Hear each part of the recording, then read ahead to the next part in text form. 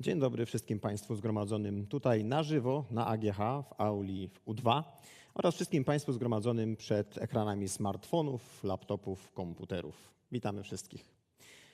Podczas ostatniego w tym sezonie, w tym roku akademickim spotkania AGH Nauka poruszymy temat, myślę, że który powinien być bliski każdemu z nas, bo dotyczy każdego z nas, tylko pytanie jeszcze, czy nie naszych dzieci, wnuków i prawnuków w jeszcze większym stopniu.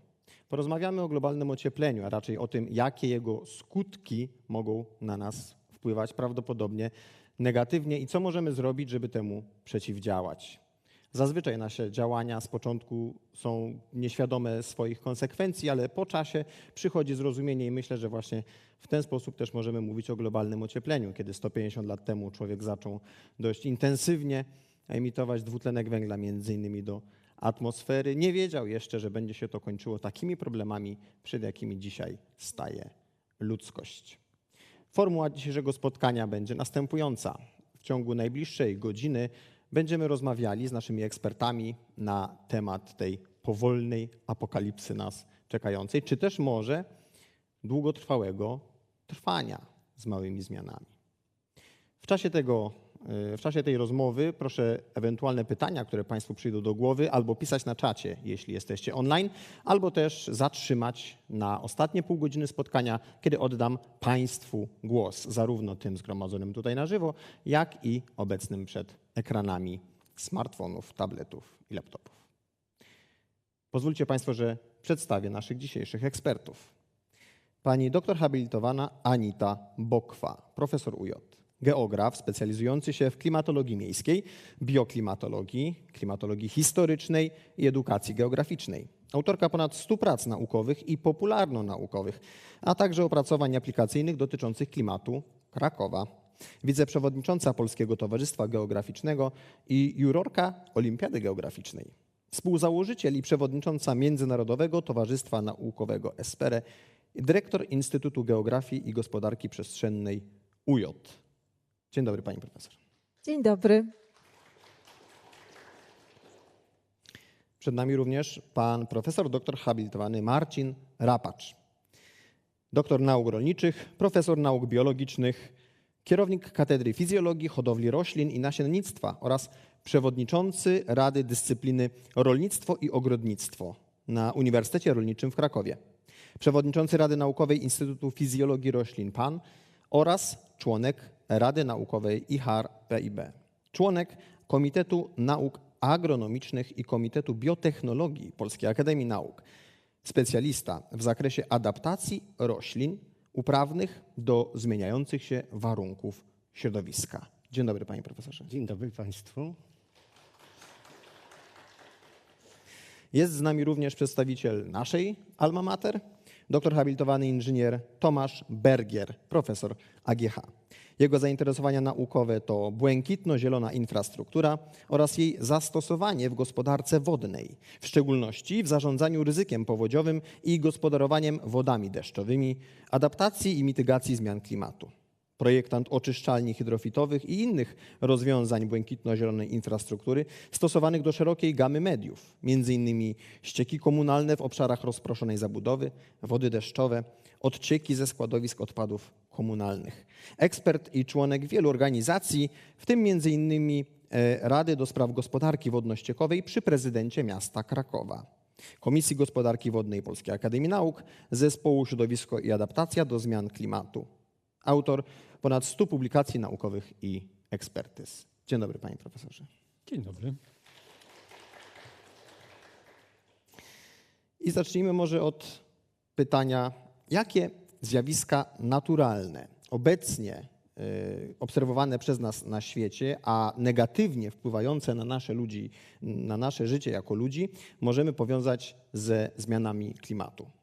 Myślę, że pani profesor będzie tutaj predestynowana do zabrania głosu. Dziękuję bardzo. Ja myślę, że bardzo ważną kwestią jest rozróżnienie pewnych spraw. Jeżeli przytrafia się tornado, powódź, jakieś takie zjawisko ekstremalne, pytanie, co to znaczy zjawisko ekstremalne, o tym za moment, to bardzo często uruchamia się ostatnio taki mechanizm, to pewnie zmiana klimatu. Musimy sobie uświadomić, że wiele zjawisk, ja bym powiedziała gwałtownych, nie jest niczym niezwykłym. To, że jest burza, to, że jest powódź, to, że jest tornado, to są zjawiska, które są, można powiedzieć, normalnym elementem środowiska, funkcjonowania środowiska przyrodniczego i one były od zawsze i nie ma nic dziwnego, że od czasu do czasu deszcz jest bardziej intensywny niż zwykle, że występuje burza. To, że występują od czasu do czasu powodzie, od dawna ludzie wiedzieli i od dawna różnego rodzaju zabezpieczenia były w związku z tym organizowane. Natomiast jeżeli mówimy, że coś jest ekstremalne, to znaczy, że wykracza poza zakres takiej, powiedzielibyśmy, normalnej zmienności, w której również mieszczą się takie troszeczkę bardziej intensywne zjawiska. Więc jeżeli mówimy o ekstremum, no to rzeczywiście po pierwsze to musimy mieć na uwadze. Więc to, że jakieś zjawiska, powiedzmy gwałtowne od czasu do czasu występują, nie jest niczym dziwnym, niezwykłym, przeciwnie. Natomiast, czyli do tego momentu nie wydaje mi się, żebyśmy mogli twierdzić, że to z powodu zmiany klimatu. Natomiast, i teraz jest to natomiast,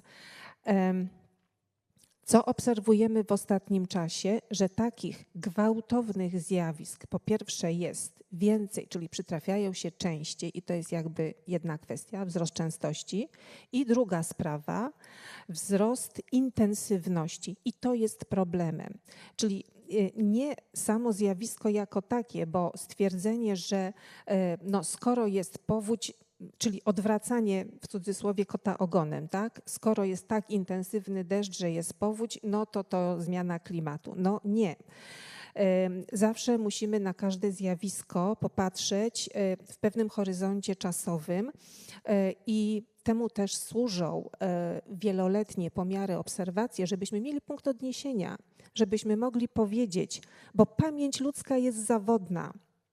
I bardzo często się słyszy, ja tak długo tu żyję, nigdy takiego nie było. Ale sięgniemy do kronik, do zapisów, do danych.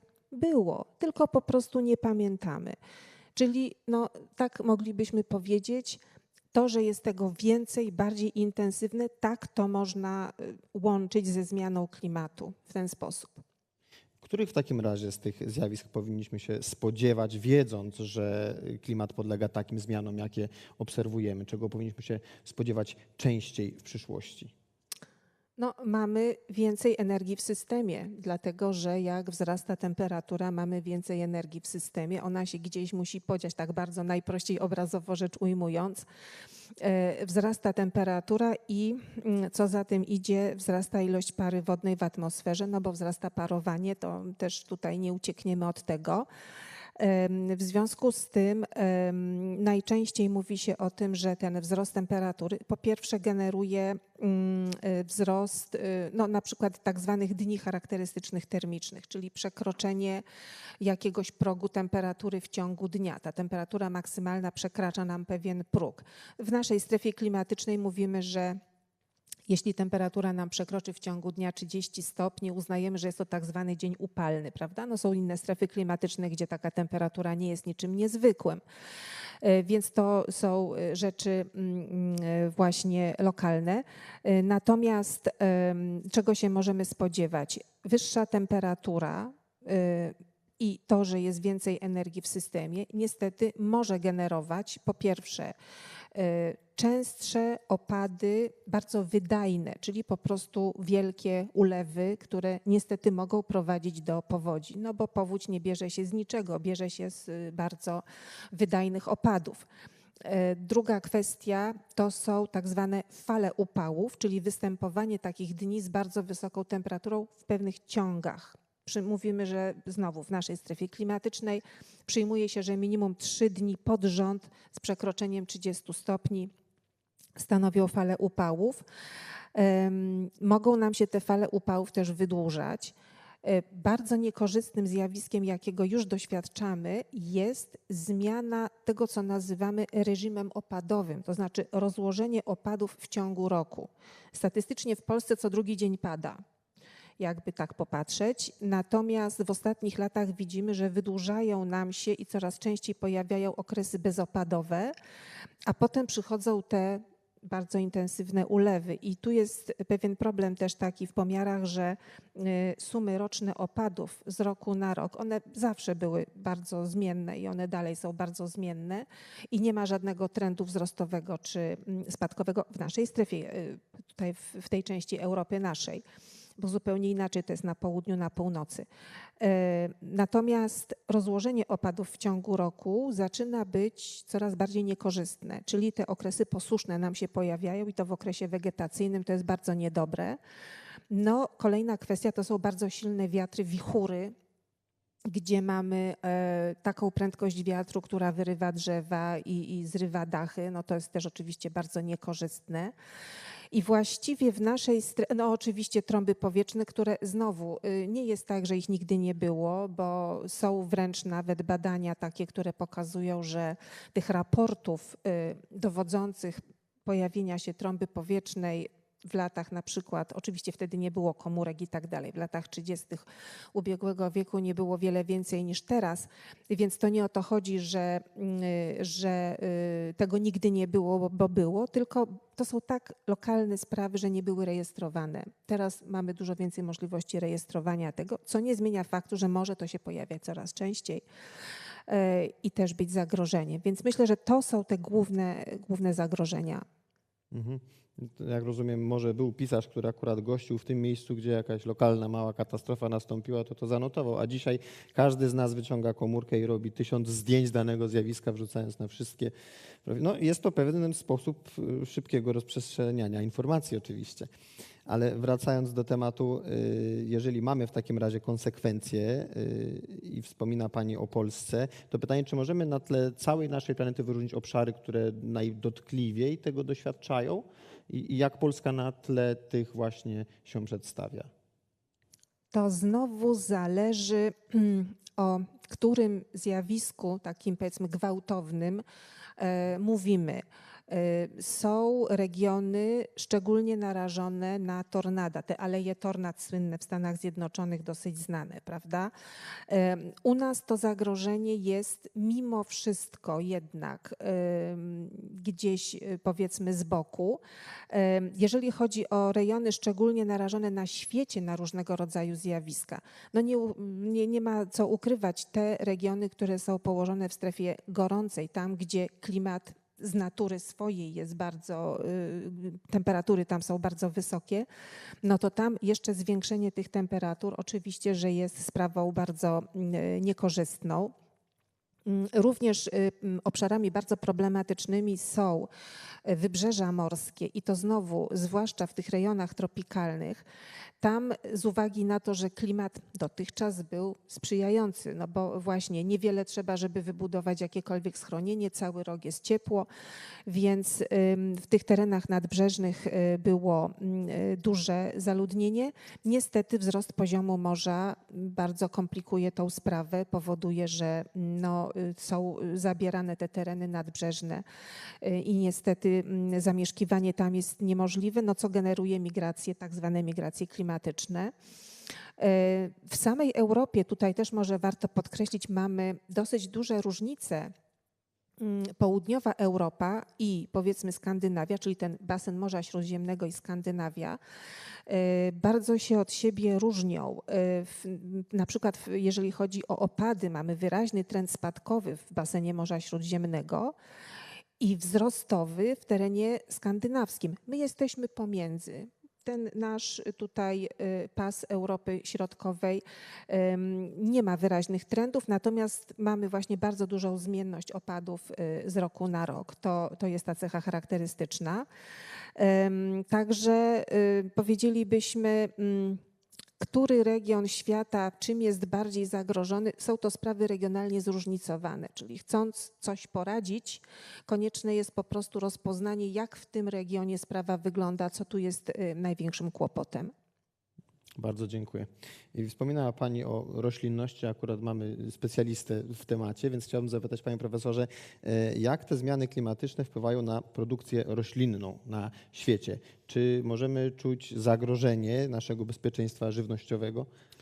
To znaczy, to też są kwestie lokalne, tak jak tutaj pani profesor wspomniała.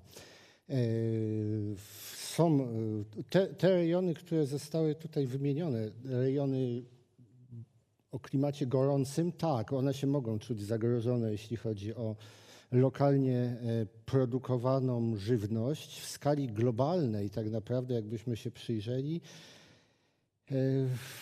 większych problemów nie będzie. Nie będzie. Będą problemy z nierównomierną produkcją w różnych rejonach świata. Generalnie jest duża nadwyżka i duży potencjał jeszcze do wzrostu produkcji rolniczej. Tego bym się nie obawiał, o ile oczywiście zdołamy zaadaptować tą produkcję do zmieniających się warunków. Dlatego, że ja tutaj przejdę do Polski od razu, dlatego jak mówię, to są uwarunkowania lokalne. Co się będzie dziać w Polsce? My zajmujemy się tym od dłuższego czasu. Początkowo właściwie ja zajmowałem się przez dłuższy czas problemem suszy. Po tym jak zaczęliśmy bawić się modelami, okazuje się, że ten problem suszy z punktu widzenia rolniczego to najgroźniejsza jest susza w okresie wiosennym, ale my się spodziewamy, teraz patrząc na modele, że raczej tego problemu nie będzie, dlatego że wegetacja roślin wejdzie wcześniej, a zimą ilość opadu, tylko nie śniegu, tylko deszczu będzie wystarczająca, więc ja się przestałem tym zajmować, chociaż w międzyczasie udało nam się wyselekcjonować linie i potem zarejestrować odmiany jęczmienia, które są tolerancyjne w zakresie tej suszy wiosennej. Natomiast problemem może być susza w okresie letnim, która no też może wcześniej wszystko będzie dojrzewać, bo ja też to widzę po modelach, może uciekniemy, może nie, ale pojawiają się bardzo śmieszne problemy, czy śmieszne, poważne, ale których by się nikt nie spodziewał. A my to obserwujemy. I to, co się dzieje w ostatnich latach, bardzo zgadza się z tym, co nam wychodzi w modelach pogodowych. To znaczy problem z zimowaniem roślin i problem z przymrozkami wiosennymi. W tym roku mieliśmy ogromne straty w rolnictwie i w ogrodnictwie związane z wystąpieniem przymrozków wiosennych, które zawsze występowały mniej więcej w tym samym czasie.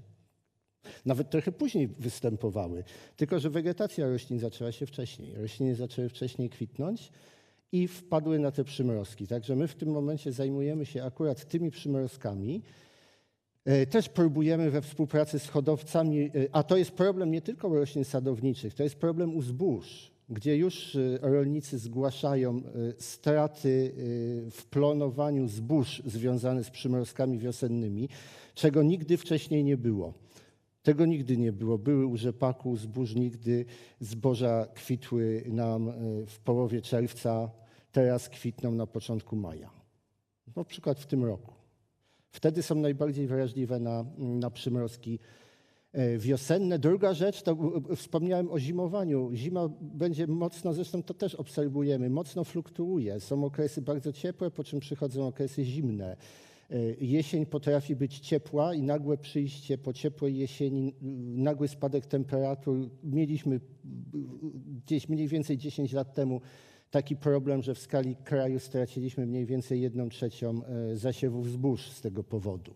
To jest problem rozhartowywania, też nad tym pracujemy i też w tym kontekście my próbujemy z jednej strony modelować to, jak będzie to wyglądało w przyszłości, zimotrwałość.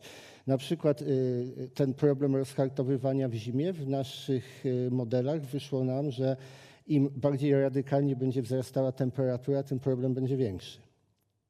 Ta globalna, czyli im weźmiemy bardziej pesymistyczny model do badań, myśmy to opublikowali, zresztą było duże zainteresowanie w bardzo dobrym czasopiśmie takim topowym z dziedziny agrometeorologii. W tej chwili podobne modelowanie robimy do tych przymrozków, aczkolwiek tutaj się natknąłem na pewien problem. Niedoskonałość modelu, na którym wszyscy pracowali, bo nam wyszły absolutne głupoty. Ja w to nie wierzę, bo wyszło, że właściwie tam przy tych bardziej radykalnych scenariuszach w ogóle będą 100% straty plonu. Aż tak źle nie będzie u zbóż. Nie, bo zauważyłem, że tam coś jest nie tak w tym modelu. To znaczy akurat w takim komponencie, który przekłada nam przebieg temperatur na przebieg faz wegetacyjnych u zbóż. Tam w każdym razie to można modelować te przebiegi temperatury w przyszłości, ale my staramy się na to odpowiadać, bo takie jest przejście od tych modeli. My się opieramy też na modelach, na przykład jak modelujemy zimotrwałość, robiliśmy bardzo złożony model empiryczny, pod który podłożyliśmy modelowane przyszłe temperatury. Ale od tego wychodzimy do hodowli roślin, selekcjonujemy i metodami molekularnymi, i metodami klasycznymi, czyli poprzez ocenę fenotypu, takie rośliny, które są bardziej tolerancyjne, bo są bardziej tolerancyjne i mniej tolerancyjne. Dlatego ja pod tym względem trochę uprzedzę, jestem optymistyczny. Tylko trzeba coś robić, a już wiadomo, że trzeba coś robić, to rolnicy o tym mówią. O tym mówią hodowcom roślin, że jest zapotrzebowanie na odmiany na przykład o takiej charakterystyce, które by lepiej znosiły tego typu ekstrema. My dysponujemy tak naprawdę odpowiednimi narzędziami, żeby to zrobić. Oczywiście to zajmie trochę czasu i trzeba to robić z wyprzedzeniem. No ale to mniej więcej także tu jestem optymistyczny, czyli to długie trwanie, jeśli chodzi o rolnictwo. Natomiast problemy, tutaj właśnie pani profesor wspomniała o migracji klimatycznej, to jednym z problemów też, który skłania ludzi do tego, są braki żywności. Tam są problemy, bo na przykład wysoka temperatura rośliny, tych fal ciepła, heat waves, no, takich jak u nas to przeżyją, natomiast jeżeli to będzie na przykład 45 stopni czy 50 stopni przez kilka dni w okresie wegetacji, to nawet przy dostatku wody rośliny tego nie przeżyją, żadne uprawne. Wspominał pan profesor o adaptacji rolnictwa do tych zmian, o selekcjonowaniu gatunków jęczmienia, jeśli dobrze pamiętam. Jakie są kierunki właśnie do tego wiodące? Czy genetyka, czy po prostu uprawy, które kiedyś znaliśmy, mamy gdzieś nasiona, a wiemy, pamiętamy, że to tak, a nie inaczej reaguje i to użyjemy? To jest właśnie bardzo dobrze, że pan zadał to pytanie, bo to jest jeden z mitów, z którym się rozprawiam ze studentami i z doktorantami na seminariach, dlatego że branie do uprawy starych odmian czy gatunków roślin, które kiedyś u nas były uprawiane, z nadzieją, że one będą lepiej przystosowane do tego klimatu, który się od tamtego czasu zmienił, to trochę jest nie tak. Nie? To nie ten kierunek. One były dobrze zaadaptowane do warunków, które kiedyś były, na przykład 100 lat temu. Tak? Możemy oczywiście do tego sięgać w innym kontekście, w kontekście odporności czy na patogeny. Dlatego, że jeśli chodzi o patogeny, to jest niezależne od zmian klimatu. Zawsze mamy do czynienia z taką rodzajem takiej koewolucji roślin i patogen. Rośliny możemy selekcjonować odporne, nie musimy wcale używać dużej ilości pestycydów, z tym, że patogeny ewoluują po to, żeby móc na tych roślinach się odżywiać. Natomiast pula genów, wokół których operują zarówno patogeny, jak i rośliny, to są geny zgodności, niezgodności, pewnej kompatybilności z dwóch stron, żeby nawiązać stosunek pasożytniczy, jest ograniczona. W związku z tym, jak sięgniemy do czegoś, co było uprawiane na przykład przed II wojną światową, to będzie odporne na współczesne rasy patogenów. Tak to mniej więcej działa.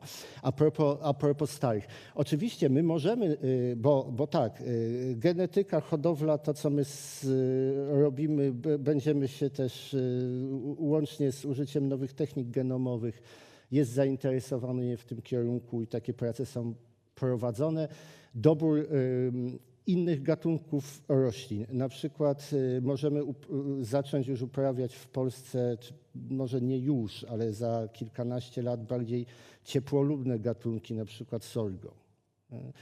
Także tu są możliwości. Inną sprawą jest to, że nie tylko bezpieczeństwo żywnościowe, ale również bezpieczeństwo samych ekosystemów. Mówi się dużo o potrzebie ochrony bioróżnorodności i tutaj produkcja roślinna, czy dopasowanie produkcji rolniczej do tego, żeby była jak najmniej uciążliwa dla klimatu, a nawet próbowała zapobiegać pewnym negatywnym zjawiskom, na przykład utracie retencji wody.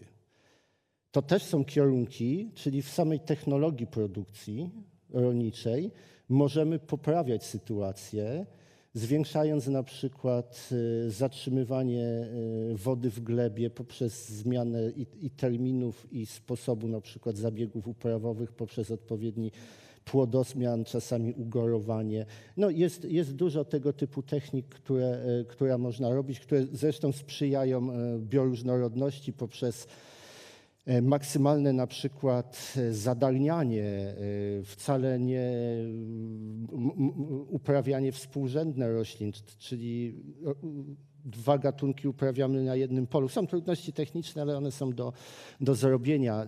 Nie walczenie za wszelką cenę z chwastami, dlatego że które się już nazywa roślinami towarzyszącymi, bo one pozwalają na przykład na to, żeby gleba nie była odsłonięta, co z kolei zapobiega erozji w związku z tym nasilającymi się gwałtownymi opadami.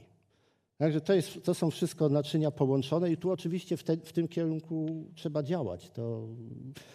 Ale są działania prowadzone na różnych szczeblach, także to jest problem bardzo zauważalny. Ja uważam, że trochę rolnictwu za dużo się obrywa w związku z tym, że uważa się, że to jeden z głównych emiterów dwutlenku węgla, szkodzi klimatowi i tak dalej, a za mało widzi się protesty rolników, to już zupełnie inna sprawa, ale zapomina się o tym, że faktycznie w rolnictwie i w naukach rolniczych bardzo dużo się robi po to, żeby przygotować ten system produkcji żywności do zmian klimatu i jednocześnie, żeby sam sposób produkcji żywności mitygował, ograniczał skutki tych zmian klimatu. Wspominał profesor o powtarzanych mitach. To jeszcze niektórzy twierdzą, że będzie cieplej, w Polsce będą rosły powszechnie cytryny, pomarańcze, będziemy się cieszyć. Czy mamy takie przewidywania, co się pojawi u nas w uprawach, a czy mamy przewidywania, co w Polsce może zniknąć z naszych ogrodów? To znaczy tak, cytryn i pomarańczy w horyzoncie czasowym takim, do którego jesteśmy w stanie modelować, nie będzie. Bo Jaka to jest skala lat? No tak z 80. Więc musimy mieć też nadzieję, że działania zapobiegawcze zmianom klimatu zaczną w końcu działać. Zaczyna się coś robić, ale to jest mniej więcej taka stuletnia perspektywa. Wcześniej się, też proszę tego nie spodziewać, że wcześniej coś się zacznie dziać. Ale owoce cytrusowe zdecydowanie nie, bo one trafią mimo wszystko, jakby popatrzeć się, jak wygląda cykl wegetacyjny, one trafią po prostu na te przymrozki i mimo wszystko fale zimna w okresie, w którym będą owocować, no to nic z tego. Podałem przykład sorgo. Można na to liczyć. Zwiększy się na pewno produktywność kukurydzy. Ona będzie dawać wyższe plony jeszcze niż daje. Zresztą to widać, jest wzrastające zainteresowanie kukurydzą. Jest możliwość, to znaczy takie dwa gatunki, które być może, że wejdą do uprawy na szerszą skalę, to jest soja i to jest ryż. I tylko z oboma jest ten problem, że to są rośliny krótkiego dnia. U soi już zostało, to znaczy zaczynają względnie późno kwitnąć. One zaczynają kwitnąć dopiero jak dzień zaczyna się skracać, czyli powiedzmy w lipcu. Więc przed zimą nie zdążą wydać plonu. W przypadku soi udało się tą cechę przezwyciężyć. W najbliższym czasie powinny się pojawić odmiany soi, które będą kwitły w maju mniej więcej, a jeśli chodzi o układ cieplny, jest bardzo dobry. Dla ryżów to, co jest przewidywane u nas, czyli dużo opadów w okresie zimowym, wczesnowiosennym, a potem sucho, to są idealne warunki tak naprawdę dla plonowania ryżu. Ryż zresztą w Europie jest uprawiany, we Włoszech na przykład, także to wcale nie jest daleko. Tylko jeszcze przezwyciężyć ten problem z tym, żeby była to roślina krótkiego dnia, to znaczy jest to względnie proste do zrobienia metodami na przykład inżynierii genetycznej, ale też przez krzyżówki z dzikimi gatunkami, różnie to można. Natomiast co zniknie, to powiem tak, żaden gatunek nie jest bezpośrednio zagrożony w uprawie, natomiast mogą zniknąć takie, które obniżą plonowanie na tyle, że nie będzie to opłacalne, jeśli chodzi o produkcję. Mógłby pan wymienić, o które tutaj może chodzić? O które może chodzić? Kapusta na przykład. W ogóle może być problem z warzywami korzeniowymi ze względu właśnie również na te przewidywane susze i wysokie temperatury w okresie letnim. Czyli buraki, pietruszka, marchewka. Bardziej jeszcze może najmniej pietruszka i marchewka, bardziej buraki, bo można po prostu małe korzenie produkować, nie? Ale burak pastewny, burak cukrowy może sprawiać problemy właśnie takie, że będzie obniżał plonowanie.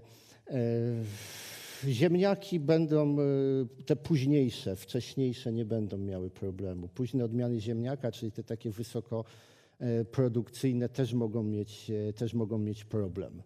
Czyli generalnie to, co potrzebuje dużo wody w okresie letnim do kształtowania plonu. Czyli jak widzę, rolnicy są świadomi problemu, naukowcy rolnicy są świadomi problemu. Rolnicy i też. Patrzymy na to chyba z niewielkim zagrożeniem w oczach. Jeżeli pan mówi, że to nie będzie tak, że zniknie, tylko co najwyżej przesuną się terminy, zmienią się plony. Jeśli chodzi o Polskę, to tak. I że potrafimy sobie dostosowywać uprawy do tego, co nas czeka. Dobrze, że ten horyzont czasowy jest dość długi zmian, jak mniemam, bo to nie są chyba aż tak wielkie zmiany, żebyśmy nie potrafili w uprawach na to zareagować. Właśnie o to chodzi, że czasu jest wystarczająco dużo, jeżeli się będzie robić coś w odpowiednim kierunku, to zdąży się zareagować. Ważne, żeby nie zaprzepaścić szansy. Tak. Tego, że tak, już oczywiście. rozumiemy. Dobrze, rolnictwo się trzyma. W takim razie jak infrastruktura? Jakie rozwiązanie infrastrukturalne możemy wprowadzać, żeby przeciwdziałać skutkom globalnego ocieplenia, panie profesorze? Ja może przesunę trochę uwagę na miasto, bo to jest też takie miejsce, gdzie te problemy się kumulują. I pani profesor pięknie powiedziała o całym tym wachlarzu zagrożeń. I absolutnie się z tym zgadzam, bo to nie jest nowa jakość, natomiast na pewno jest tutaj i częstotliwość, i intensywność tych zjawisk jest dość trudna. I szczególnie w mieście, myślę, że w rolnictwie trochę też, ale to na razie zostawmy. Myślę, że w mieście dochodzi jeszcze bardzo ważna rzecz, czyli mamy presję różnorodną, różnoraką. Tak, mamy opady intensywne, mamy zjawiska ekstremalne, wiatr, burze, grady, no to wszystko, co obserwujemy, czyta się codziennie właściwie w prasie. Tak? Susze miejskie, super ważna rzecz. Ale jest też podatność. Tak? Krótko mówiąc, silny człowiek, nawet jak się wywróci, to wstanie i pobiegnie dalej. Tak? Człowiek z jakimiś ułomnościami ruchowymi, jest to dla niego duże zdarzenie, jakby duża uciążliwość. I mówiąc trochę brutalnie, nasze miasta nie są silnymi, muskularnymi osobnikami. Raczej mamy wiele problemów. Ktoś kiedyś pięknie powiedział, że adaptacja i mitygacja zmian klimatu to jest naprawa miasta. I myślę, że w mieście bardzo widać te miejsca, które były, czy te obszary, które były zaniedbane. Też się bardzo cieszę, że mówimy o wodzie. Tak? Bo ocieplenie, często się kojarzy zmiana klimatu w ogóle z ociepleniem, a te problemy wodne są dużo według mnie ważniejsze, różnorodne i nieoczywiste. I słuchajcie Państwo, no gospodarka wodami deszczowymi w Polsce w ogóle, a w miejskim kontekście, no jest XIX-wieczna. Tak? To jest model, który funkcjonował, jeżeli mieliśmy rynek, chcieliśmy mieć jedno miejsce, które jest godne, które jest odwodnione, które jest eleganckie, to myśmy tą wodę zabierali. Tak? Natomiast w momencie, kiedy urbanizacja, poziom infrastruktury, poziom zabetonowania miasta, bo to zaczyna być właściwie równoważnik, obejmuje, no w Krakowie łatwo sobie wyobrazić. Tak? Jak ja byłem na studiach, to wyjście poza most grunwaldzki to już się zaczynało, ASP to już było właściwie zieleń nieurządzona. Teraz wszędzie jest city. Tak? I ten model odwodnienia miasta gwałtownego, przemnożony przez powierzchnię i jeszcze zintensyfikowany, bo każdy chce mieć sucho, powoduje, że te zjawiska, które w naturze by nawet przeszły w miarę czy w terenach wiejskich, w miarę bez problemów, w mieście powodują mega problemy. Zjawisko, na przykład pani profesor mówi o tym, że powódź jest naturalnym, zawsze była. Ale my żeśmy wygenerowali nową jakość powodzi miejskich, powodzi natychmiastowych. To jest powódź, proszę państwa, która, jak ja byłem na studiach, to żeśmy się uczyli, że powódź to jest wezbranie. A powódź natychmiastowa to nie jest wezbranie. Nagle rzeka, tunel zamienia się nie rzeka, droga, przejazd kolejowy zamienia się w rwący potok właśnie, dlatego że stopień uszczelnienia powierzchni plus opad, który jest, tak jak pani profesor powiedziała, jest niewspółmiernie, można powiedzieć, intensywny, powoduje totalne podtopienia. Co więcej, to też, co tu wybrzmiało, bo my często mówimy, pan profesor straszy powodzią, a przecież jest susza. To są dwie strony tej samej sytuacji. Tak? Jeżeli my żeśmy bardzo szybko odprowadzili wodę, to przez te 2 tygodnie, 3 tygodnie tej wody w mieście nie ma. I dla mnie dużym wyzwaniem, może nie aż, jak tutaj nazwaliście Państwo to, katastrofą, apokalipsą, ale dużym wyzwaniem w gospodarce miejskiej to jest przekształcenie w ogóle myślenia o przestrzeni miejskiej. Nie tylko w kontekście wody, ale też w kontekście jakby organizacji tej przestrzeni. W prostych słowach retencja, w prostych słowach błękitno-zielona infrastruktura, w prostych słowach spowalnianie za wszelką cenę, zatrzymywanie tej wody. Brzmi to bardzo prosto, ale naprawdę jest olbrzymi z tym problem. Ja jestem orędownikiem takiego podejścia, że właściwie nie powinniśmy odprowadzać wody deszczowej w ogóle do kanalizacji w mieście. Czy jest to kanalizacja ogólnospławna? Można sobie wyobrazić, co się dzieje na oczyszczalniach ścieków w przypadku deszczu, ale nawet jeżeli jest to kanalizacja rozdzielcza, czyli jakby pozornie dedykowana do wód deszczowych, ja byłbym za tym, żebyśmy tej wody nie odprowadzali do kanalizacji albo odprowadzali w sytuacjach totalnie awaryjnych. Wiele miast na świecie wprowadza zasady, że na terenie swojej działki musisz zatrzymać 20, 30, 50 mm deszczu, a dopiero więcej od ciebie odbierzemy. U nas, proszę Państwa, dużo się na ten temat mówi i dużo się dobrych rzeczy dzieje. Ja o nich za chwilkę powiem, bo Kraków jest dobrym przykładem, ale wciąż wiele inwestycji, to najprostszy, moi koledzy, projektanci, w najprostszy sposób dobierają jakby dużą rurę po to, żeby ta woda z terenu działki zniknęła. Wodociągi zmuszają do tego i projektantów, i deweloperów, żeby budować tak zwane zbiorniki dławione, opóźnionym, żeby nie zalać kanalizacji, nie zalać oczyszczalni. Ale słuchajcie, ta woda i tak do tej kanalizacji trafi. Zamiast pracować w kontekście czy w krajobrazie miejskim, schładzać to miasto, odżywiać, nawilżać powietrze, stwarzać warunki dla nas, dla zwierząt, dla roślin do funkcjonowania. Ja bardzo często daję przykład, że mamy potężny parking, super urządzenie do zbierania deszczówki, 2000 metrów, 5000 metrów kwadratowych, otoczony zielenią, drzewami i drzewa schną, a parking jest podtopiony. Mamy problem z odebraniem tej wody, bo jakoś nigdy nie mamy śmiałości, żeby te dwa światy połączyć. Przerwać krawężniki, wprowadzić różnego rodzaju niecki. Leniwiliśmy się.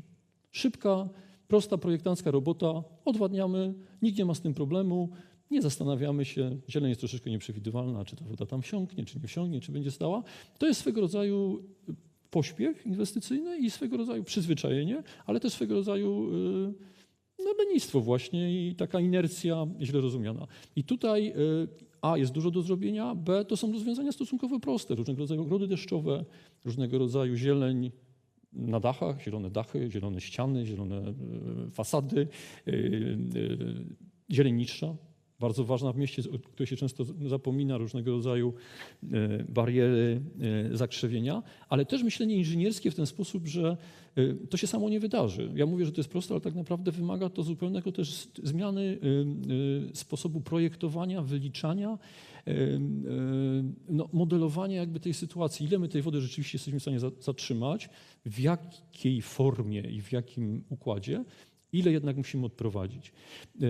Poza tym nie wiem, czy to jest, może za bardzo wchodzę w szczegóły, ale też zwróćcie Państwo uwagę, że troszeczkę tutaj w momencie, kiedy my tę wodę zatrzymujemy w mieście, mamy sprzeczne interesy, tak? Bo chcemy z jednej strony wodę zatrzymać, zretencjonować, bo nam zależy na tej wodzie, żeby była.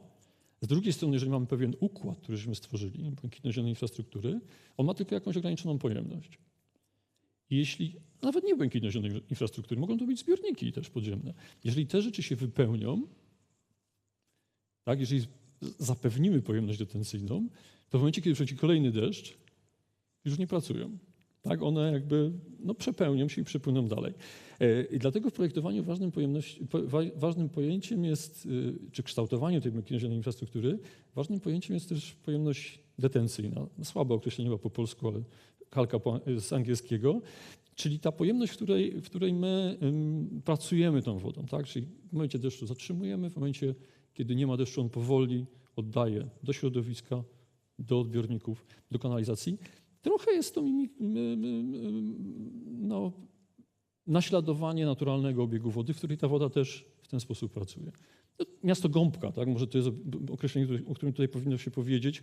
Nie w sensie, że to jest gąbka, bo tam nie ma gąbki, ale w sensie takim, że w porach, w układach najczęściej żwirowych, o dużych porowatościach po prostu chcemy zatrzymać tej wody dużo po to, żeby ona właśnie zapracowała, odświeżyła powietrze, ale przede wszystkim po to, żeby nie stwarzała zagrożeń z jednej strony powodziowych, z drugiej strony zagrożeń związanych z suszą. I też zwróćcie Państwo uwagę, że się pojawiają korzyści inne, związane, czy pochodne, ale bardzo ważne, związane jakby z tym zatrzymaniem wody, bo też to jest to bardzo skuteczny sposób chłodzenia miasta. Woda ma bardzo dużą pojemność cieplną i bardzo dużą pojemność jakby energetyczną, jeżeli chodzi o parowanie. Nie ma chyba lepszego sposobu na schłodzenie miasta niż odparowanie dużej ilości wody. Jeżeli my tę wodę zrzucimy do kanalizacji, to ona nie zapracuje. Mamy klimatyzację w mieszkaniach, ale klimatyzacja jest absolutnie, grzeje miasto. Chłodzi wnętrze, grzeje zewnętrze. Ewapotranspiracja, czy chłodzenie abiatyczne, jakkolwiek to samo, co się dzieje w zakładach w elektrociepłowniach, czy w ogóle jakichś zakładach produkujących energię. Chłodzimy duże ilości, odbieramy duże ilości ciepła za pomocą wody. W mieście możemy to robić za pomocą BZI. Co więcej, można też przewietrzać miasto, wiadomo, w Krakowie jest z tym duży problem, ale też tutaj odpowiednio kształtowane, zwłaszcza koryta potoków, sieci rzecznej, parki rzeczne pełnią taką rolę. Chyba muszę zrobić pauzę, bo się rozgadałem, natomiast chciałbym powiedzieć, że w Krakowie też się dzieje dużo dobrego. Ja jestem dużym zwolennikiem, orędownikiem Zakładu Zarządzania Zielenią Miejską, czy Zarządu Zieleni Miejskiej w Krakowie. I pewnego nowego podejścia do BZI, bo mamy duże obszary, tak? Mamy Park Jordana, mamy Lasek Wolski, to są bardzo ważne obszary, ale ZZDM też ma taką politykę związaną między innymi z adaptacją do zmiany klimatu, żeby wprowadzać zieleń bardzo lokalną, osiedlową, po to, żeby osoby starsze, osoby schorowane miały wytchnienie w tych falach gorących, o których pani profesor mówiła, tak? W nocach egzotycznych. To są momenty, w których tropikalnych, przepraszam, dziękuję za poprawkę, mogą być egzotyczne przy okazji. Tak, w nocach tropikalnych, kiedy właściwie nasz system nie nadąża, jakby nie jest w stanie zaabsorbować tej dużej ilości ciepła. To, co w Sewilli jest normą, w przypadku Polski kończy się różnie. Tak? Obserwuje się wręcz więcej przypadków hospitalizacji ludzi, którzy trafiają z przegrzania pod opiekę. I wprowadzanie tej zieleni bardzo blisko, wręcz w szklankę miejską, no jest dobrym kierunkiem i te osiedlowe małe parki kieszonkowe to jest wszystko bardzo dobre. Natomiast ja jakby kończąc ten wywód przydługi o BZI, powiedziałem, że jest możliwe jeszcze więcej, bo właściwie wszystkie te rozwiązania można wprowadzać wręcz na poziomie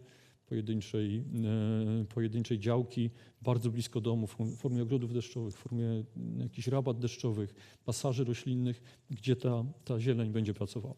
Dziękuję bardzo. Myślę, że do tego jeszcze wrócimy, jak my sami możemy podejść do tego problemu. Natomiast ja chciałbym jeszcze powiedzieć, że to nie tylko starsze osoby z punktu widzenia ojca 2 dzieci też sobie dużo bardziej cenię zielone place zabaw, jak jeszcze otoczone drzewami, to tym lepiej teraz i na wakacjach, aniżeli wypłytowane tym materiałem, który tam jest i z retencją wody też pewnie ma nie po kolei, w kolejności, że tak powiem, to znaczy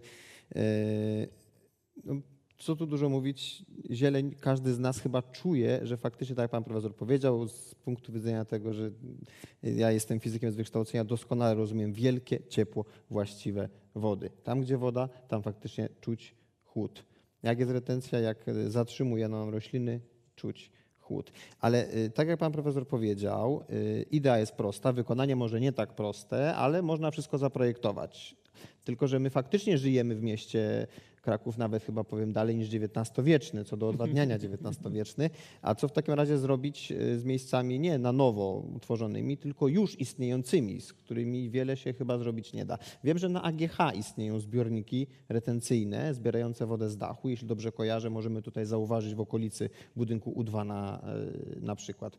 Jakie podejmować działania w już istniejącym systemie miejskim? To jest super ważna rzecz, nie tylko w Krakowie, ale właściwie wszędzie, tak, że ta tkanka miejska jest zastana, kanalizacja jest zaniedbana i przyzwyczajenia są z dekad. Natomiast wiele tych mikro rozwiązań BZI jest stosunkowo łatwych do wprowadzenia. Tak? Czyli jeżeli mówimy na przykład o ogrodach deszczowych, to nawet mam doświadczenia z kontekstem totalnie historycznym, pod opieką konserwatorską. Oczywiście trzeba to zrobić z dużym wyczuciem, ale możemy walczyć o tą retencję właściwie wszędzie, bez jakichś wielkich rewolucji. Trudno wprowadzić zielone dachy na Starym Mieście, tak? To absolutnie nikt rozsądny tego nie zaproponuje, ale zwróćcie państwo uwagę, że nawet w Krakowie teraz, po latach, nie da się. Mówi się o drzewach na rynku. Tak? Dlaczego nie? Gleby strukturalne pozwalają właściwie, zielona krupnicza, doskonały przykład, gdzie właściwie w bardzo gęstą zabudowę, też w historycznym kontekście, wprowadzamy objętość retencyjną całkiem, tego nie widać, ale jeżeli się wczytać, to się okazuje, że pod tymi wszystkimi donicami są zbiorniki na deszczówkę i ta woda pracuje. Trudno powiedzieć, że to jest zielona z nazwy, tam zieleni jakby w stosunku do nawierzchni jest niewiele, ale ta logika, o której mówię, miasta gąbki jest tam zrealizowana. To miasto gąbka naprawdę, BZI to nie znaczy, że musi być błękit, tak? Tylko chodzi o to, żeby ta woda stała, jakby pracowała w krajobrazie, w kontekście miejskim. Zbiorniki, o których pan powiedział. Tylko nie zbiorniki znowu, które odprowadzają nadmiar wody do kanalizacji, tylko przykład AGH jest bardzo dobry, kiedy panowie przyjeżdżają, za pomocą krućca pobierają tą wodę i podlewają nią roślinność. Dlaczego znowu w dobie kryzysu klimatycznego my podlewamy roślinność wodą wodociągową? Jeżeli zbadamy ślad klimatyczny wody wodociągowej produkowanej w Dobczycach, Rudawie, z dużym wysiłkiem, pompowanej do Krakowa, to jest woda pitna, jakości wody pitnej. Przy rosnących oczekiwaniach, to wierzcie państwo, że śladek klimatyczny tej wody jest spory. I dlaczego my tą wodą podlewamy roślinność, tak? Jeżeli mamy masę wody dostępnej z nieba? Zazwyczaj niedostępnej, bo kierowanej do kanalizacji, chociażby z bloków, z wielkich powierzchni. Powodującej problemy w oczyszczalni, bo to są potężne problemy, tak? Fala wody, która się pojawia w oczyszczalni. Także to z jednej strony, tak jak pan powiedział, to jest łatwe, z drugiej strony wymaga, słuchajcie państwo, przede wszystkim zmiany pewnego myślenia, ale zmiany też przepisów. Tak? Jeżeli mamy potężną halę, na przykład halę Tauron, to skierowanie wody na teren zielony okazuje się dość dużym wyzwaniem też prawnym. Nie chcę tu w to wchodzić, ale to też wymaga i współpracy międzysektorowej, i współpracy, chęci dogadania się, ale też swego rodzaju uelastycznienia albo ulogicznienia przepisów. Potężna rzecz, z pewnych strategicznych rozwiązań, opłat, odpowiedzialności. I to są rzeczy, które najbardziej nas hamują. Tak?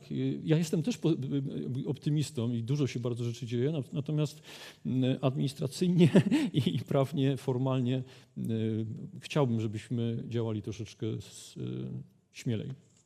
Ja też sobie pozwolę przypomnieć Państwu, znowuż chwaląc Akademię Górniczo-Hutniczą, że niedawno otwarty dość duży budynek Studenckiego Centrum Konstrukcyjnego, pierwszego tego typu w Polsce oddany dla kół naukowych, dla ich działalności konstrukcyjnej, ma zielony dach, jak najbardziej. Byłem, widziałem, maki tam rosły. Pamiętam.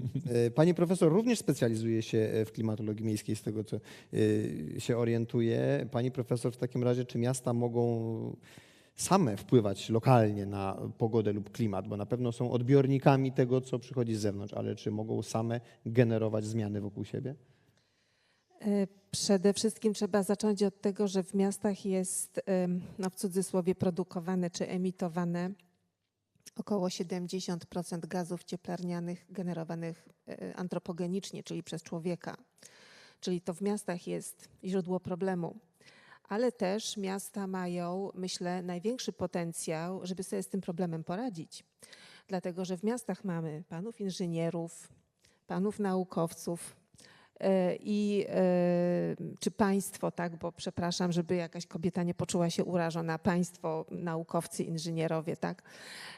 Więc jest bardzo duży potencjał znalezienia różnorakich sposobów na obniżenie tej emisji. To jest jakby pierwsza kwestia, czyli sięgamy do samego źródła problemu.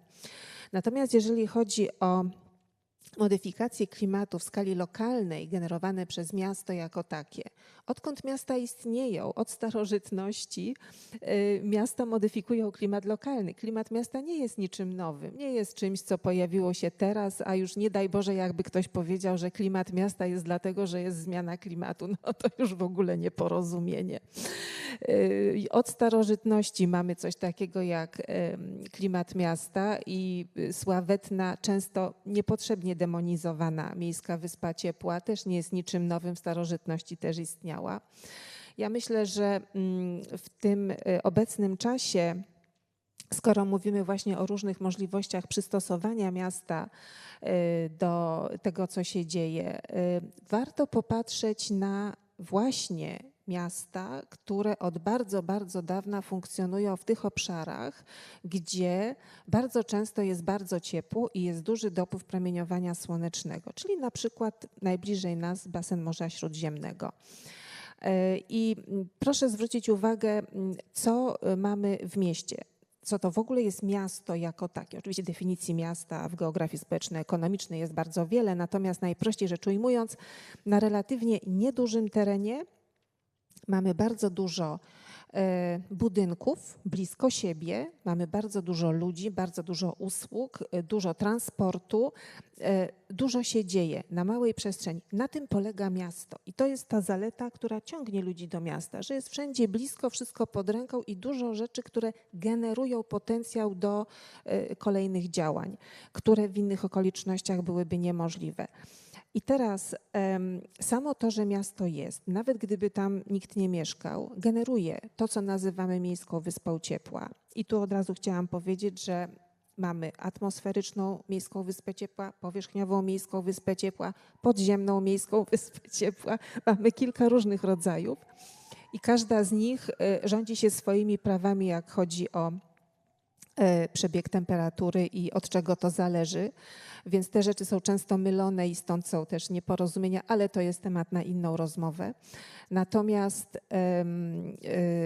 miasto generuje tą, jeżeli mówimy o powietrzu, bo mówmy o powietrzu, miasto generuje wyższą temperaturę powietrza przede wszystkim w nocy i o tym warto pamiętać. Miejska wyspa ciepła atmosferyczna jest zjawiskiem nocnym. I czasem występuje, a czasem nie występuje. To muszą być odpowiednie warunki pogodowe, żeby taka sytuacja miała miejsce. I nie będziemy tu wnikać teraz, dlaczego tak się dzieje, bo znowu to na inną okazję.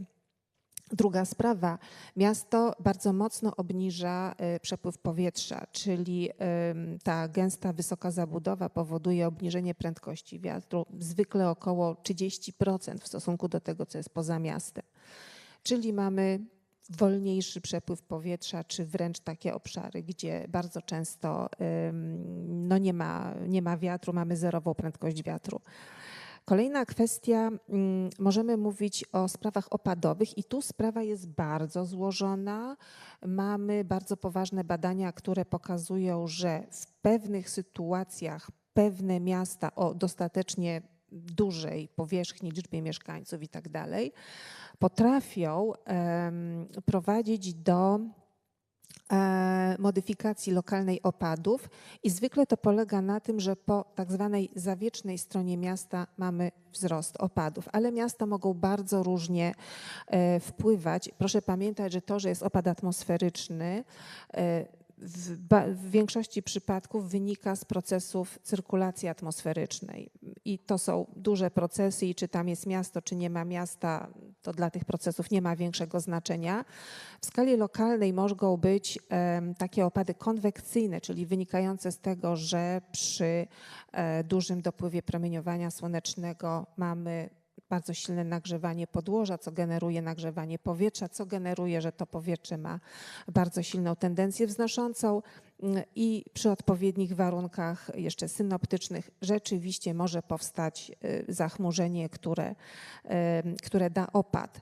No, nie bez znaczenia jest też to, że często w mieście mamy jednak jakieś zanieczyszczenia powietrza, które mogą być tak zwanymi jądrami kondensacji dla kropelek wody, które tworzą chmury, które potem dają nam opad. Ale to są sprawy złożone, bo tak jak jest dużo opracowań, że jakość miasta modyfikują, tak są takie opracowania, które pokazują coś przeciwnego. Znowu jest to bardzo lokalne. Każde miasto jest usytuowane w pewnych okolicznościach środowiskowych, które bardzo mocno to modyfikują. I w zasadzie jeszcze można powiedzieć na temat wilgotności mgły, bo to też są takie kwestie modyfikowane przez zabudowę. Zazwyczaj czym bardziej miasto się rozrasta, tym takich właśnie mgieł jest mniej, po prostu jest powietrze bardziej suche w mieście, co właśnie wynika z tego, o czym mówiliśmy, bardzo szybkiego odprowadzania wody, nie ma co parować. W związku z tym zwykle ta wilgotność w mieście jest niższa, częstość mgieł również niższa.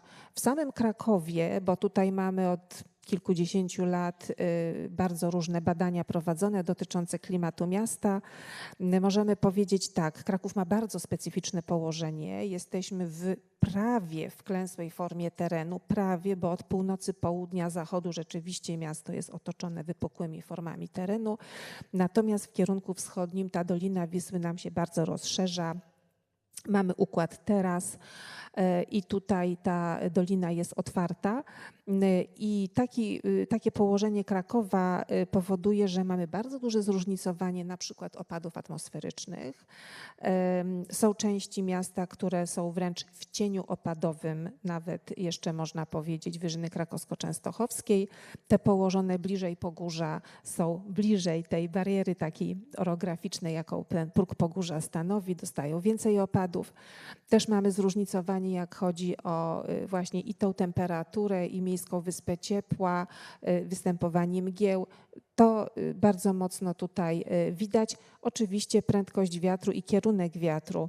Taki przebieg doliny wschód-zachód bardzo mocno modyfikuje przeważające kierunki wiatrów, a to, że jest to osłonięcie, powoduje bardzo często, że właśnie w Krakowie w ogóle nie wieje, podczas gdy na tych okolicznych, wyżej położonych terenach mamy bardzo ładne przewietrzanie, mamy przepływ powietrza. Także miasta jak najbardziej modyfikują i oczywiście ta wiedza o klimacie miasta jako takim bardzo przydaje się, kiedy mówimy o tym, że mamy zmianę klimatu i że chcielibyśmy w tych miastach coś polepszyć, jak chodzi o warunki życia. Więc najpierw bardzo ważne jest, żeby zrozumieć, jak funkcjonuje ten system miejski, ten ekosystem, bo mówimy o ekosystemie miejskim, prawda?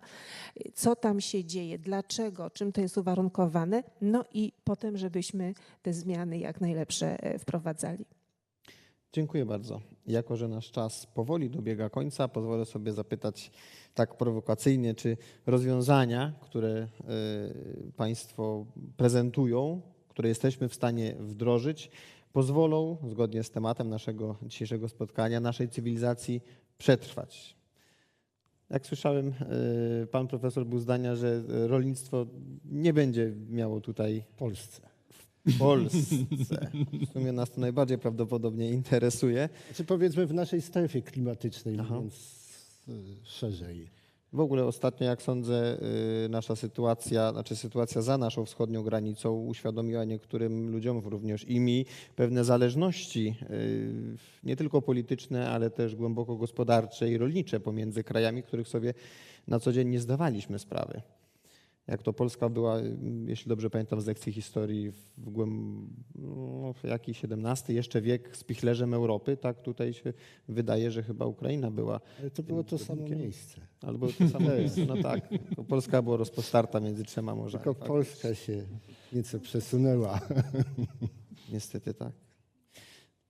To jak, proszę Państwa, nasza cywilizacja przetrwa, jeżeli się dostosujemy? Pan profesor mówił jeszcze o tych modelach. Pytanie, co było wejściowe? Czy ustabilizowany wpływ dwutlenku węgla, czy wciąż rosnący, taki jaki mamy? Nie, no to wciąż rosnące myśmy brali pod uwagę. Tak.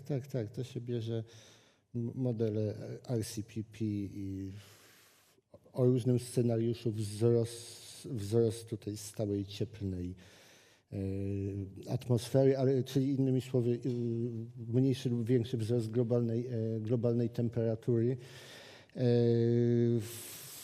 Nie, no ja jak mówię, mogę się wypowiadać jedynie w tej perspektywie takiej tych kilkudziesięciu lat, to jeżeli będziemy coś robić, to sobie poradzimy. A wszystko idzie jakby w dobrym kierunku, ponieważ no już coś tam robimy. I myślę, że kwestia budzenia świadomości, że trzeba, bo się da. No to właśnie uwarunkowania prawne. Ja w swojej działce też mam problem największy w tej chwili, który mnie hamuje. To są pewne uwarunkowania prawne i to nawet na poziomie europejskim, nie tylko polskim. Ale to już nie będę w to wnikał. Także to też trzeba budzić świadomość również polityków co do tego, że pewne rzeczy są potrzebne, że potrafimy się przeciwstawić tym zmianom klimatu, wiemy jak to zrobić, to żeby nie przeszkadzali. Polska przynajmniej żywnościowo przetrwa, a jak z naszymi miastami będziemy uciekali na wieś, czy jednak idzie ku lepszemu? Jak jest w Krakowie, jak jest w ogóle w Polsce, czy dzieje się dobrze? Szanowni Państwo, no, mówiliśmy o adaptacji miast do zmian klimatu i to są kwestie pewnie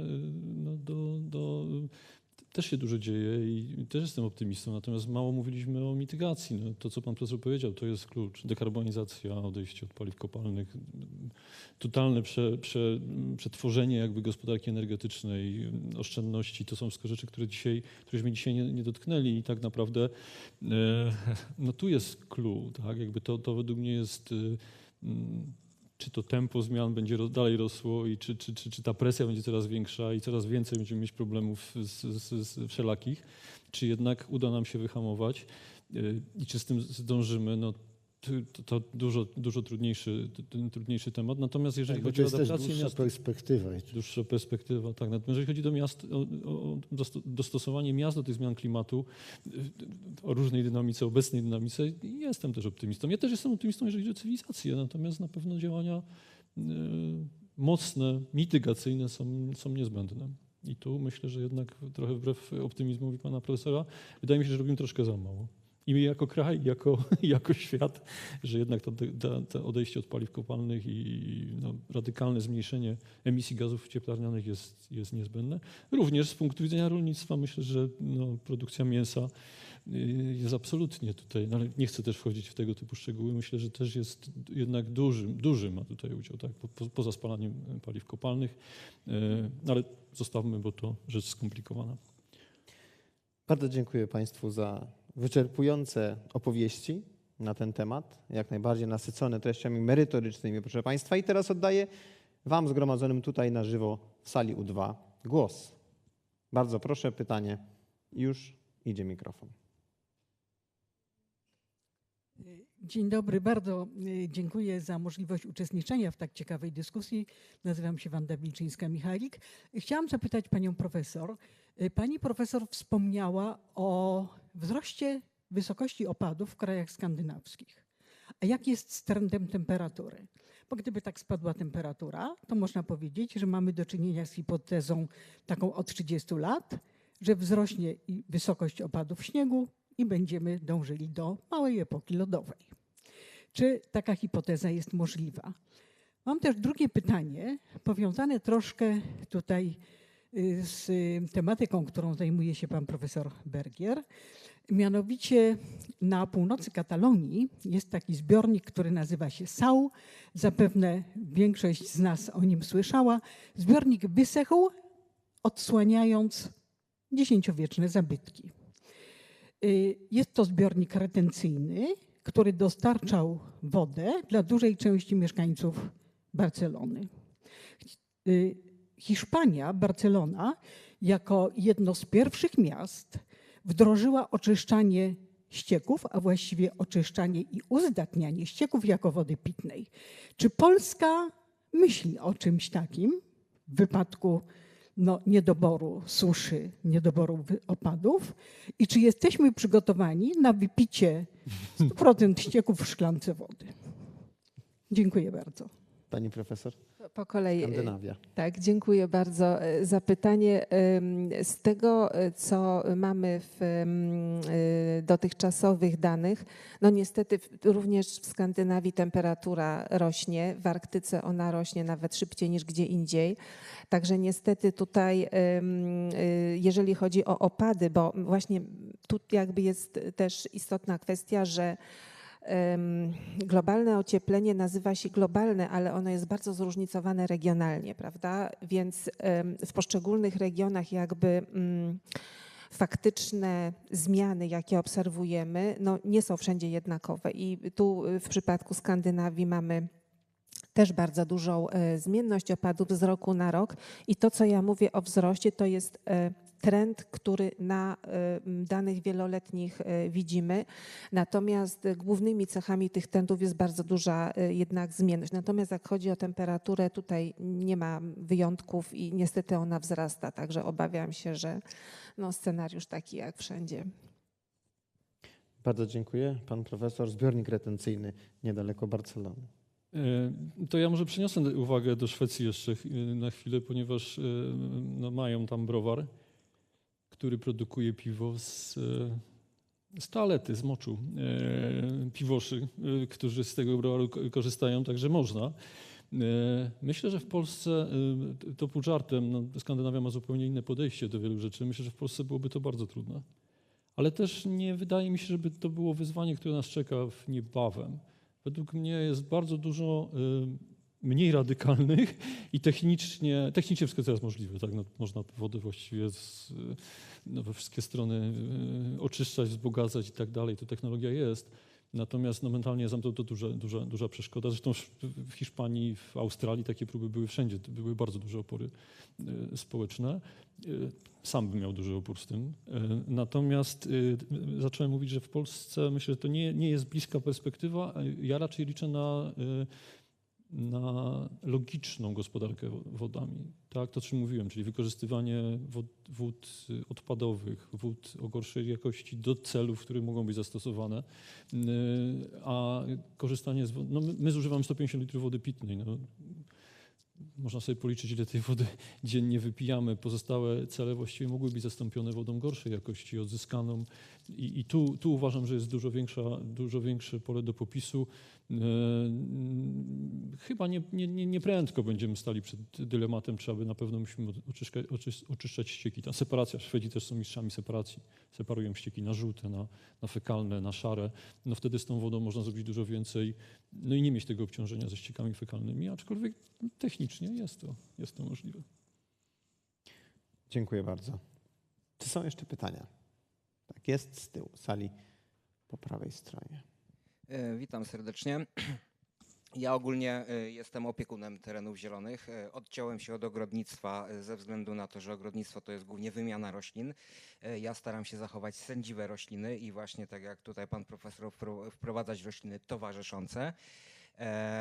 Jako że mam kilkanaście obiektów w mieście, to zauważam, że już się u nas dużo dzieje, to znaczy mamy bardzo dużą mnogość szkodników, z tego względu, że tak naprawdę my mamy w mieście głównie rośliny produkcji szkółkarskiej, które są produkowane na kolor, kwiat, a nie na odporność. Kolejną sprawą, jaką mamy, to poruszałem nawet w audycie krajobrazowym miasta Krakowa jako uwagę odnośnie tego, że nie uzdatniamy, nie podnosimy jakości gruntów, które mamy. One są cały czas wyjaławiane. Z tego względu, że nawet przed erą przemysłową, popatrzmy na to, że mieliśmy transport konny, żywność też nie była przewożona na takie duże odległości, więc była produkowana regionalnie.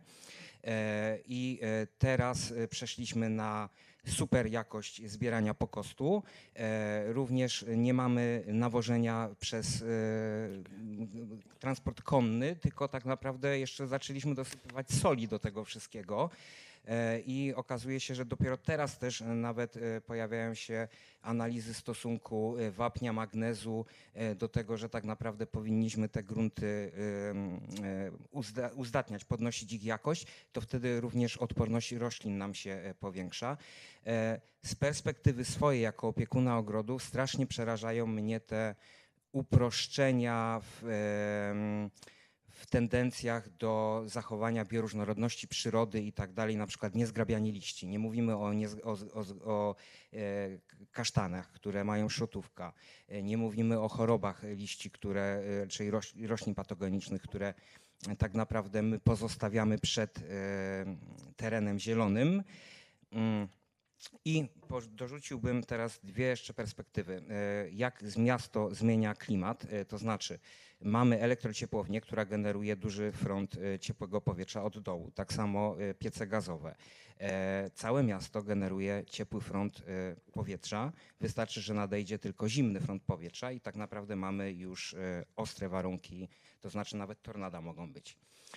Kolejną sprawą, miasto Kraków jest też bardzo ciekawą rzeczą, jeżeli chodzi o zakaz spalania, ponieważ przez zakaz spalania nie spalamy chorób patogenicznych na miejscu, tak jak to było wcześniej.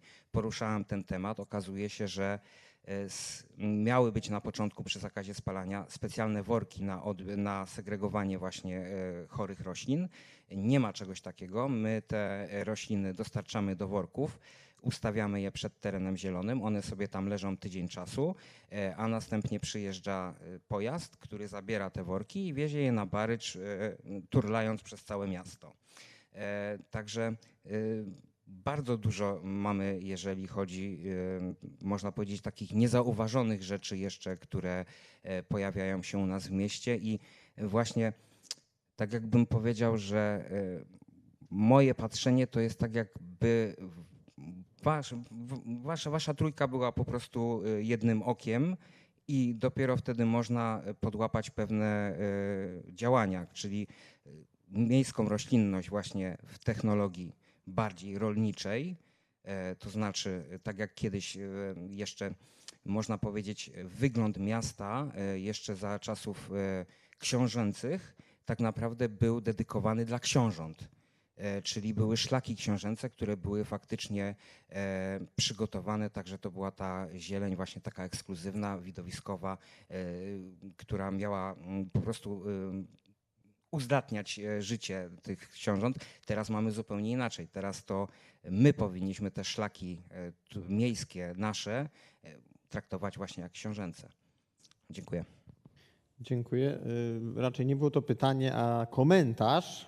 Sądzę jednak, że cenny oczywiście. Czy pan profesor zechce się odnieść lub ktokolwiek z państwa? To znaczy może bo to było punktem wyjścia była zieleń miejska, ogrodnictwo. Tutaj pojawiła się też tematyka, której myśmy tutaj nie poruszali. To jest tematyka właśnie rolnictwa miejskiego, ogrodnictwa miejskiego jako taki wieloaspektowy sposób na zapobieganie problemom, które w miastach istnieją, bo z tym wiąże się, pan to poruszył, kwestia jakości gleb w mieście. Jest to taki sposób też przy odpowiednio prowadzonej gospodarce na podniesienie jakości tych gleb kiedyś zdegradowanych.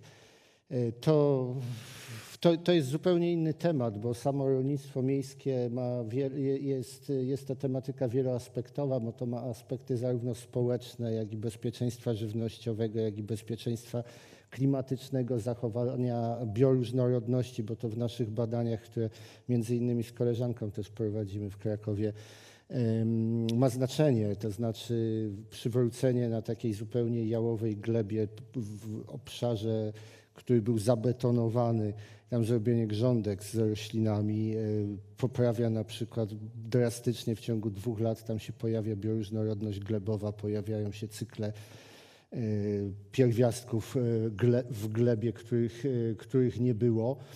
A to wszystko takie zdrowe gleby to też jest większa retencja, bo takie gleby zawierające więcej związków poróchnicznych, więcej węgla po prostu, one lepiej retencjonują wodę. To zresztą powszechnie każdy z Państwa powinien zauważyć, że na terenach zabagnionych jest zawsze tego węgla dużo. To jest takie napędzające się wzajemnie, bo to jedno wpływa na drugie. Oczywiście te wszystkie szczegółowe aspekty, o których Pan mówił na temat chorób, tak? No ja akurat też nie jestem z bardzo podobnego punktu widzenia fanem zgrabiania liści. Zawsze to też powtarzam w razie dyskusji ze studentami czy z doktorantami, jak oni mówią o tym jako jednym ze sposobów właśnie takiego nowoczesnego podejścia, że to takie dobre nie jest, bo właśnie kwestia chorób, to rozprzestrzeniania chorób bardzo, bardzo ważne też z punktu widzenia tego, że na przykład w sadach, jeżeli byśmy nie zgrabiali liści, nie zbierali spadów owoców, to byśmy musieli zwiększyć zużycie pestycydów. No inaczej nie byłoby możliwości chronienia tego w sposób naturalny, biologiczny. To wszystko są bardzo złożone zależności, można było mówić o bardzo wielu takich szczegółach. A tu jeszcze było, może pan profesor, bo jeszcze tam coś było o wodzie, tak? Było o wodzie? Nie, to pani profesor, tak, o klimacie było. Ja tylko chciałam powiedzieć, że bo pojawiło się pojęcie frontu ciepłego, ale front ciepły jest zjawiskiem związanym z cyrkulacją atmosferyczną, tak samo jak front chłodny, czyli to jest sytuacja, kiedy masa powietrza cieplejsza naciera na obszar, gdzie wcześniej zalegała chłodniejsza. Nie ma podanej temperatury, jest po prostu relacja pomiędzy jedną i drugą masą powietrza, ale mówimy o zjawiskach obejmujących pół kontynentu na przykład, więc to, że miasto owszem generuje ciepło antropogeniczne, ale to jest zupełnie co innego niż ciepły front atmosferyczny, więc to tylko chciałam sprecyzować, żeby tych pojęć nie mylić, bo często tak jest, że nazywa się różne rzeczy związane z klimatem miasta pojęciami, które nie odpowiadają rzeczywistości. Także to tak tylko gwoli wyjaśnienia. Dziękuję bardzo. Ja może krótko, bo Pan dość dużo tematów poruszył i pożywka dla każdego z nas jest. Natomiast bardzo mi się spodobało to, co Pan powiedział, że nie zacytuję, bo nie pamiętam, ale że w trójkę stanowimy pewną super jednostkę. I myślę, że tego bardzo brakuje. I wręcz nie wiem, czy żartem, ale myślę, że proste problemy rozwiązaliśmy. Dużo prostych problemów żeśmy rozwiązali. Tak? XX wiek to według mnie był taki czas, kiedy się rozwiązywało proste problemy, na przykład komunalne. Myślę, że obecnie mamy problemy dużo bardziej złożone i to nawet widać w naszej dyskusji. Powiązane kwestie społeczne, roślinne, inżynierne. Co ja mogę o tych wszystkich rzeczach wiedzieć? Coś tam czuję, coś tam doczytuję, ale jestem laikiem. Natomiast rozumiem, że jest to bardzo ważne i podobnie jest z innymi branżami i czas pojedynczych, samotnych wilków rozwiązujących problemy projektowe czy wszelkie inne minął. A myślę, że nie mamy jeszcze tej kultury współpracy. Co więcej, jeżeli jesteśmy przy Krakowie, ale też przy polskich miastach, nie mamy kultury uczenia się. Uczenia się na błędach, słuchajcie Państwo. Tak? To wszystko, o czym Pan powiedział, to jest nauka. No i wiadomo, że w przypadku złożonych takich układów, jak BZI w mieście na przykład, absolutnie nie będzie tak, że wszystko będziemy od razu wiedzieli. Tak? My się musimy tego nauczyć, przekonać, przygotować, naprawić. Jesteśmy w wieku dziecięcym i trzeba to robić. To samo na przykład my robimy BZI, ktoś przychodzi, a żaba tu wpadnie i nie wyjdzie. Krytyka. Ja przyjmuję tą krytykę, no ale z drugiej strony robimy coś dobrego, staramy się to poprawić, za następnej lokalizacji będzie lepiej. Natomiast my się panicznie w miastach broimy tych błędów. To jest oddzielny chyba temat, natomiast myślę, że ZZM akurat jest dobrym przykładem, bo próbuje robić różne rzeczy niekonwencjonalne, ale bardzo często naukowcy niech się uczą, a miasto ma wiedzieć. No tak, proszę Państwa, nie zadziała. Ja mam w Berlinie dość dużą współpracę. Oni mają oddzielny fundusz od kilkudziesięciu lat na badania w lokalizacji. Robią rzeczy szalone niektóre. Jak ja tam przyjeżdżałem i oglądałem oczyszczalnię w piwnicy, przecież to wiadomo, że nie będzie działało, ale oni się czegoś nauczyli, opublikowali, robią z tego wytyczne i po 20 latach tych przeróżnie szalonych badań no są bardzo do przodu, tak, jeżeli chodzi o gospodarkę wodami deszczowymi, o różne obiegi zamknięte i tak dalej. Tego myślę, że bardzo brakuje takiej właśnie dyskusji międzydyscyplinarnej, ale też międzysektorowej i próbowania przeróżnych rzeczy w tkance miejskiej i wtedy rzeczywiście ta rezyliencja miasta będzie, odporność na zmianę klimatu będzie no, bardzo się poprawiała. Dzięki. Bardzo dziękuję. Czy ktoś z Państwa miałby jeszcze pytanie lub również komentarz? Tutaj z przodu jeden i jeden z tyłu. Proszę bardzo. Przepraszam. Tak, ja jeszcze chciałem zapytać o rośliny. Nie wiem, czy mnie dobrze słychać. Dobrze. Dobrze. Chodzi mi głównie o na przykład winogrona w tym wypadku. Co prawda one są u nas w kraju, ale zastanawiam się, czy jest taka możliwość, że ile mi wiadomo, one potrzebują bodajże 270 dni wegetacji, żeby w pełni się wykształcić. I zastanawiam się, czy w Polsce nie jest ten problem, że właśnie one nie mają tego czasu, żeby się odpowiednio rozwinąć i też wytworzyć odpowiednią ilość cukrów na przykład. I dlatego na przykład nasze wina no nie są na tyle porównywalnie dobre na przykład z hiszpańskimi czy z francuskimi. I jeżeli temperatura będzie się zwiększać, czy będzie możliwość właśnie, że te winogrona będą bardziej nadawały się do produkcji wina, a na przykład znowuż we Francji i Hiszpanii temperatury mogą tak wzrosnąć, że uprawy tych winogron nie będą możliwe w dalszej perspektywie. I jeszcze takie drugie małe pytanie. Pan profesor wspominał tutaj o zbożach, które powiedzmy były wymrażane z powodu tych przymrozków. Czy to chodziło głównie o zboża typu ozime, czy ogólnie takie powiedzmy sadzone po okresie zimowym? Dziękuję. Dobrze, to po kolei winogrona. Z winogronami to tak, okres wegetacji będzie się wydłużał, natomiast z drugiej strony ilość energii słonecznej, ostatecznie rośliny z tego czerpią, prawda, energię, która dociera do roślin, no się nie zmieni znacząco, bo widziałem różne rzeczy dotyczące perspektyw, jak to będzie z zachmurzeniem. To jest strasznie ciężkie do modelowania, więc nie wiadomo. Natomiast no nie, polskie wina już teraz potrafią być dobre i potrafią być konkurencyjne. Właśnie ja nawet zapomniałem o tej winorośli, mówiąc o tym, bo to już się pojawiło.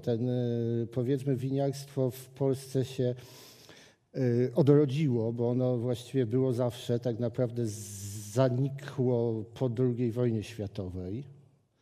W przedwojennej Polsce, to nie tylko w średniowieczu, ona trochę w innym miejscu była, ale to już abstrahując od tego, ale wino było produkowane. To jest głównie kwestia to, że lepsze są wina średnio francuskie na przykład od polskich. Wynika z tego, że uprawiane powszechnie odmiany winorośli są dopasowane do warunków lokalnych. A w Polsce one są inne, bo my mamy przede wszystkim inne gleby. Też trochę mniej tej energii słonecznej i teraz jest kwestia tego, że trzeba po prostu dobrać szczepy winorośli takie, żeby zoptymalizować je do warunków lokalnych w Polsce. Jeżeli niektórym producentom wina już w tej chwili się to udało dopasować, wyselekcjonować, to będzie działać i to będzie dobre. Natomiast perspektywy jak najbardziej są pozytywne.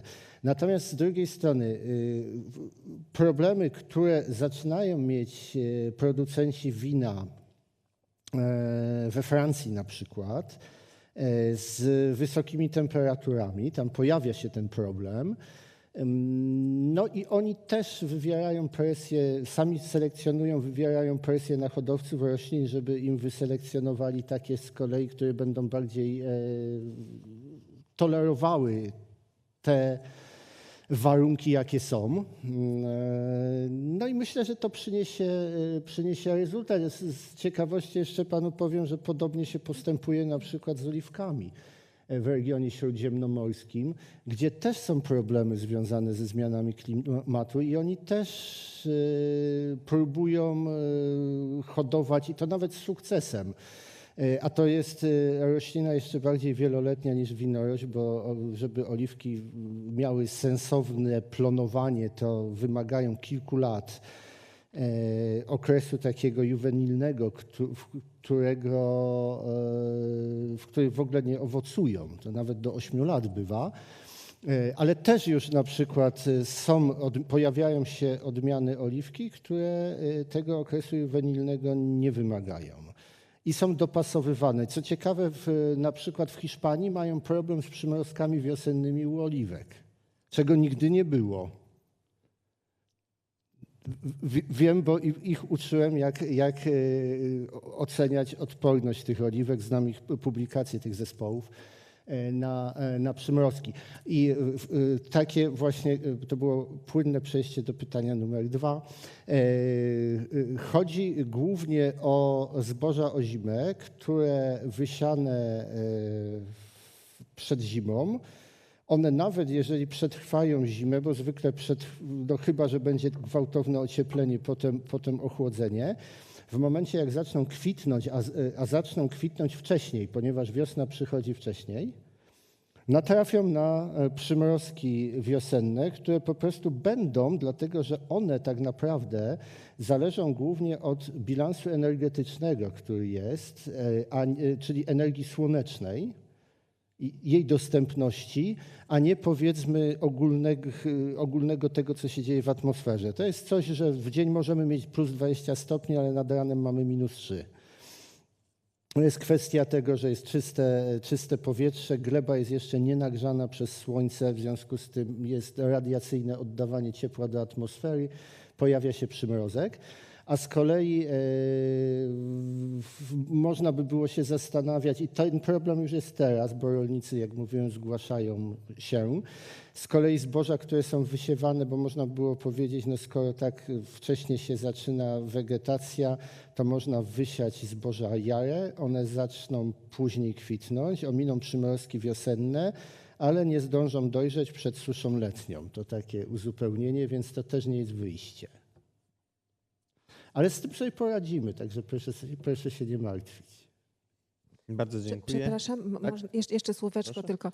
Ja bym tylko dopowiedziała tutaj, że jeżeli chodzi o to, co zazwyczaj dotychczas było jako zimni ogrodnicy, zimna Zośka, a w tym roku nam się to przesunęło mocno wcześniej, też jest związane przy okazji z cyrkulacją atmosferyczną w tym sensie, że dotychczas mieliśmy tego napływu mas powietrza na kierunku północ-południe bardzo niewiele, ale zmiana klimatu przekłada się również na zmiany w cyrkulacji atmosferycznej i tak jak mamy coraz więcej fal upałów, a one są związane z napływem tych tropikalnych mas powietrza, tak niestety możemy się w przyszłości też spodziewać, że częściej w związku z tym właśnie to, co pan profesor powiedział, że to nie jest tak, że jak będzie globalne ocieplenie, to nie będzie przymrozków, nie będzie mrozów. Owszem, będą, tylko to mogą być takie właśnie nagłe uderzenia. I jeszcze w nawiązaniu, jeżeli chodzi o winorośla, ponieważ Mój uniwersytet, Uniwersytet Jagielloński, posiada winnicę. Posiada ją. My też mamy. Gratuluję. Posiadamy taką winnicę w Łazach koło Bochni. Tak, koło Bochni. I w związku z tym, a w tym samym miejscu mamy mój instytut już konkretnie geografii i gospodarki przestrzennej, ma stację naukową, badawczą, gdzie między innymi prowadzimy pomiary meteorologiczne i razem z kolegą właśnie opracowywaliśmy swego czasu warunki dla uprawy winorośli z punktu widzenia potencjału właśnie klimatycznego. No i wyniki są takie, że nie jesteśmy dużo gorsi, jak chodzi o potencjał klimatyczny właśnie od regionów tam Niemiec czy Francji. Natomiast rzeczywiście największym problemem są te duże, choćby krótkotrwałe, ale duże spadki temperatury w zimie mogącej sięgać poniżej -20. To jest rzeczywiście problem i zagrożenie. Także to tylko króciutkie uzupełnienie. Dziękuję. Dziękuję również. AGH prawdopodobnie winnicy nie posiada, mogę się mylić, ale na pewno posiada browar na terenie pomiędzy kampusem, na kampusie, bardzo blisko miasteczka studenckiego. Zapraszamy wszystkich Państwa. Jeszcze ostatnie pytanie było zgłoszone przed chwilą, więc bardzo chciałbym je usłyszeć. Ciekaw jestem tutaj, czy również będzie praktycznie związane z jedzonkiem, czy jednak nie. Dzień dobry. Pan profesor powiedział, że produkcja rolna w Polsce raczej nie jest zagrożona. A co z globalną produkcją? Jeżeli ta jest zagrożona, czy nie okaże się, że z powodu popytu zewnętrznego produkcja polska będzie zagrożona?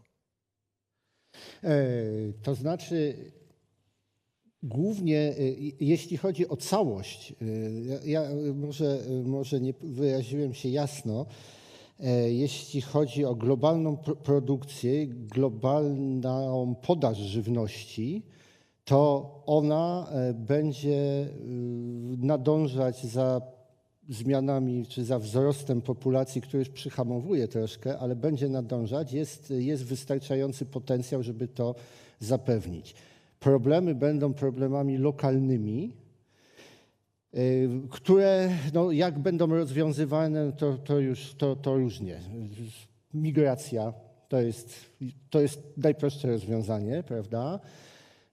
Kwestia wyrównania dystrybucji żywności w różnych regionach świata, to się nie udało, nie wiem, czy się uda tak naprawdę. Natomiast w mniejszym stopniu będzie się to działo w pobliżu Polski, czyli w naszej strefie klimatycznej.